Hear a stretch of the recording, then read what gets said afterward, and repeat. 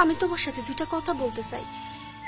আমার মাথা দিব্যি দিয়া বলতেছি, তুমি না চাইলে জীবনে আর কোনোদিন তোমার সামনে এসে দাঁড়াবো না। একটা বারের জন্য আমার সাথে দেখা করো। আমি কাল তোমার অপেক্ষায় থাকবো। ইতি, কাজল। কাজল, তুমি আমার এখানে কেন ডাকছো? কি কবা জলদি কও। নয়ন ভাই, তুমি তোমার মেডেল বেচা টাকা জোগাড় করছো? চুপ করে আসো কেন?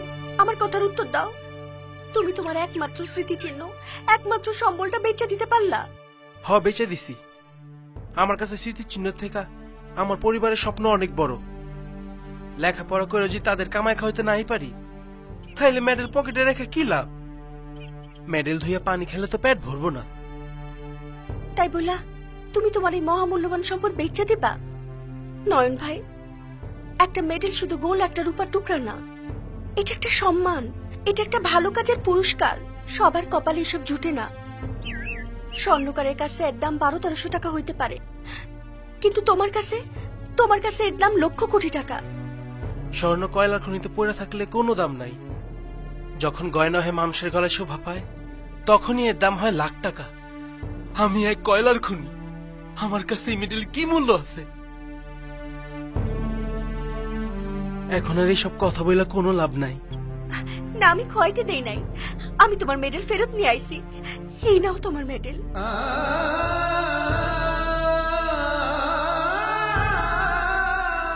না কাজল, না, এইটা এখন আর আমার না, এটা তোমার।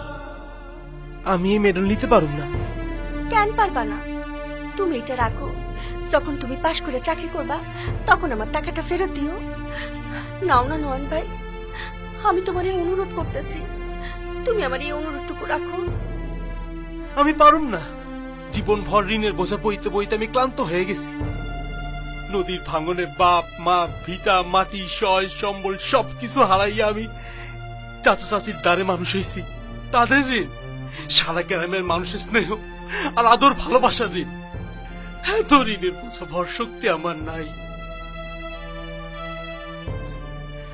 তুমি আর নতুন করে আমার ঋণের তলে ফালাও না।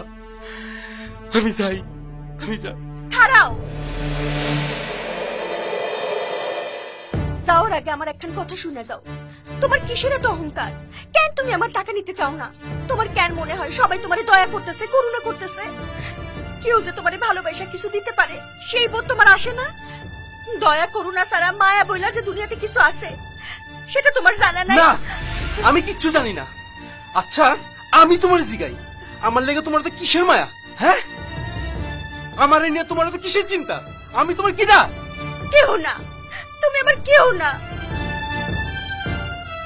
আমি জানি না তোমার লাগে আমার এত মায়া লাগে কেন।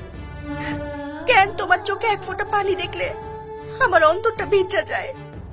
তোমার মুখে একটু হাসি ফুটলে আমার অন্তরে শান্তির বাতাস বইয়া যায়। তোমার কষ্টে আমার বুকে কালবৈশাখী ঝড় বইয়া যায়। সেই ঝড়ের বাতাস কি তোমার বুকে লাগে না? কেন তোমার সামনে খাড়াইলে আমি দুনিয়ার লাজ লজ্জা সব ভুইলা যাই?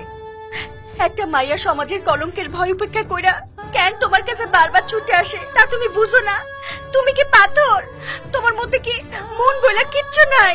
আরে পাথরের ভিতর থেকে তো পানি ঝরে। আমার লাগে তোমার অন্তর কি একটু ভিজে না? আমি যে তোমার কে, যদি এর উত্তর তোমার এই পাষাণ মন কোনোদিন দেয়, সেদিন তুমি আমারে ডাক দিও। আমি তোমার সামনে এসে দাঁড়াবো। তা নাহলে কোনোদিন আমি আমার এই মুখ তোমারে দেখাবো না, মইরা গেলেও না।